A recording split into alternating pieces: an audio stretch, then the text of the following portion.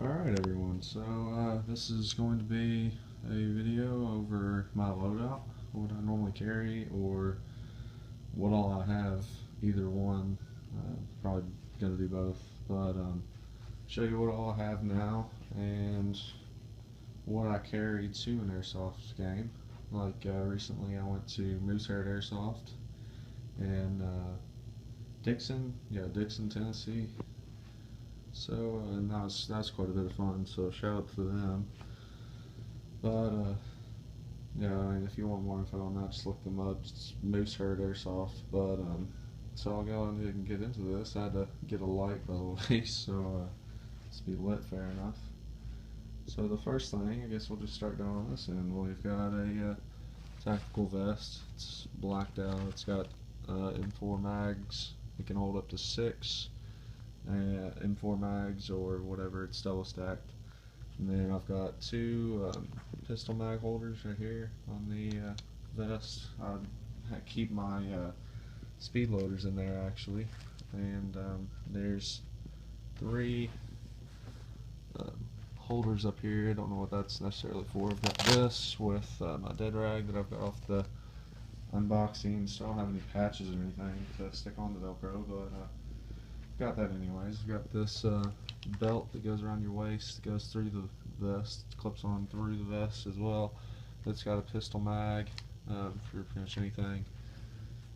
Just a little cheap spring pistol, those zombie editions or whatever from Walmart. I've had that for a while though, I don't really care about that one. Here's my, I take the vest and then I actually take this to battles as well. It's got all my batteries, which is an 8.6 LiPo, or 8.6 NEM battery, and then a 9.6, a 7.4 LiPo, and a 11.1 LiPo down there as well. And I charge them all up before I go just to make sure. And then I've got extra tactical flashlights to put on the side of my gun. This one actually has the mount, and this one doesn't. But yeah.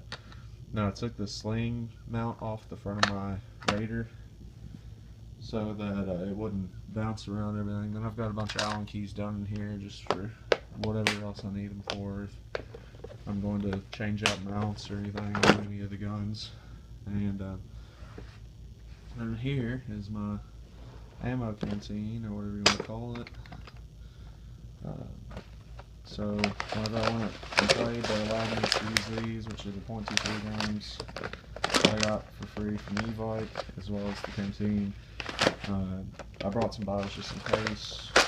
Didn't end up using those, and I've got my 2 speeder loaders in here, and the extra thing of G&G BBs, and another bag down there as well. The filled BBs, because I brought a friend and they used those. So there's that as well. I take this on the trips as well. And then this is my little bag of goodies. Just go ahead and pick up the flashlight. You can see down in here. But I've got 2 muzzle covers. This is an actual airsoft one. This one's a paintball one, which I ended up using. But then I've got my little, I use this, which is a face mask. This is kind of hard to hold the flashlight in this, so let me just set the flashlight back down, and I'll bring stuff up to the flashlight. That might work better. So I've got my mask, half face mask, got a muzzle cover, got a bandana for whatever reason if I want to wear it. Got another muzzle cover, which Moosehead was kind enough to give me for my friend because I didn't have a muzzle cover for him. These are my goggles that I used, and what are they? They're Lancer Airsoft Tactical, or whatever you want to call them. There's those goggles I got off Amazon. They work fine. They fog up a little bit, but you can just wipe them off. And then I've got this as well. It's pretty much pointless because the nose doesn't come out as far as the tan one, so I don't really use it. Got a black hat. Got another pistol pouch, pistol carrier, holster, whatever. It's a cheap one that came with the vest, and I just changed them out. There's a sling that I bought. Glasses. You can't really, the place I went, you couldn't really use the glasses And then here's the sling mount for my APS. So there's that. So let me go ahead and throw everything back in here, being that I want to clean it up later. And it won't take me too long. Alright, and here is probably what everybody wants to see, main part anyways. And here is my stash of guns over here, and extras. So I'll go ahead and bring those out, show those off.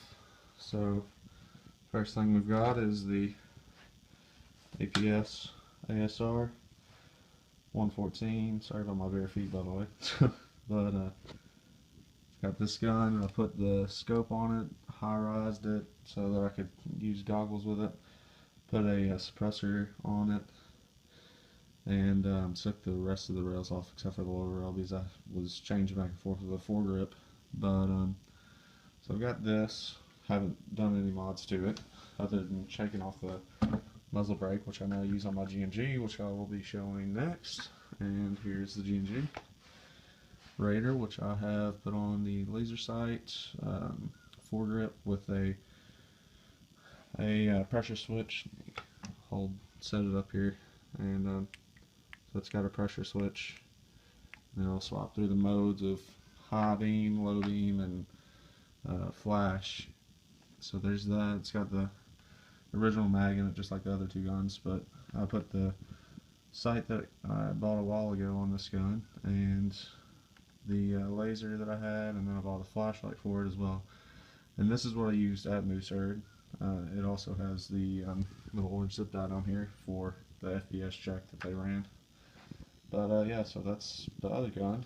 And then the other gun, and like you heard probably, is that's the one I ran at the Airsoft place. And then this is the one that I let my friend use, which is the Will R23 or whatever it is. It actually had an higher FPS than my Raider, but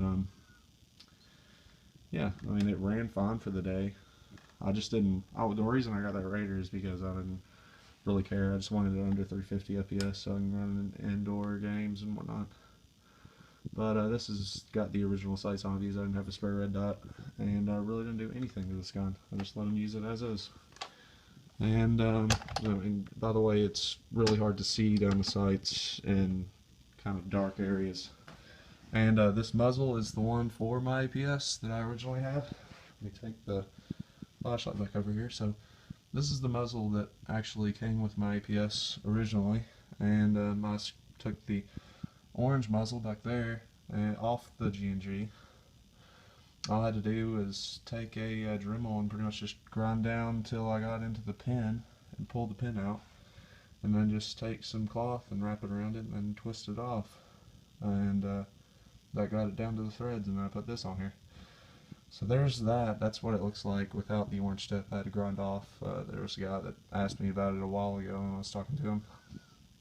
But there's a little Allen key spot on the bottom normally, but yeah, you can see the little hole right there. It's like a 0.05 or 0.07, or maybe it's a 0.5 or 0.7, but it's a really small Allen key set that I bought off Amazon for real cheap and had it shipped to my house. Actually, alright, sorry again everybody, my phone ran out of space, so I had to delete some stuff again. Typical issue for this phone because I have a bunch of games and stuff on it, and a bunch of pictures and a bunch of music. But these are my gloves that I ran as well. They're just regular gloves that I bought off Amazon or whatever. They're just padded gloves. I'd recommend having gloves though, and then the camo gloves underneath are really Cabela gloves. They're just regular outdoor gloves for when it's kind of cold. But get a close up on my guns again. Just to look at that, that's the Gemtech suppressor that came with my pistol. So there's those, and then the pistol, my 1911, this charger box for a smart charger for lipos actually holds my CO2 cartridges right now. So really even though it's not important, there's my CO2 cartridges. And then my pistol, I'll take this out as well. Trying to make this go fast so I don't run out of space again. And there's my 1911 Elite Force pistol. It's still got a little bit of CO2 in it. That's just to hold the seals. I made sure it was really low before I actually put it back up in the box so that it didn't rust the seals, because you don't want it to have too much CO2 in it, otherwise it will rust your seals. It won't actually be good for it, it'll be bad for it, because there's too much pressure in CO2. But green gas is fine pretty much. But so that's my tutorial, or not my tutorial, my run through on all my gear, loadout. So last time I brought those two guns, gloves, a bunch of stuff that was in this bag, including mask and goggles, and muzzle covers and everything. So you need those, and then ammo, and you might want to check the rules on your airsoft field, if they're running bios or not, because that might get strict. But batteries, certainly need batteries. Make sure they're charged. Flashlight and laser is optional. If you're running in dark areas, you still don't have to have it, but it's there just to have if you need it. And then my vest, pistol you don't need. That pistol, I ran my other pistol, but really don't even need a pistol. Just get a primary. But so that's my vest that I ran. I didn't really ever swap mags, being that I had that 450 round mag from G&G. Trying to run everything through. Oh yeah, the last things I'll cover are my duffel bag, which is a big old duffel bag that I carried everything in, and then another gun bag where I had all my mags stored away and my G&G gun. The other gun, I took all the sights off and stuck it in a normal gun bag, but just so it would fit. But so that's pretty much everything. I believe that is all I carried. I don't think there's anything I left out. Make sure you have my PDs, I can say that. But before I run out of space, I'm going to say bye and sign off. So subscribe and like. See you later, guys.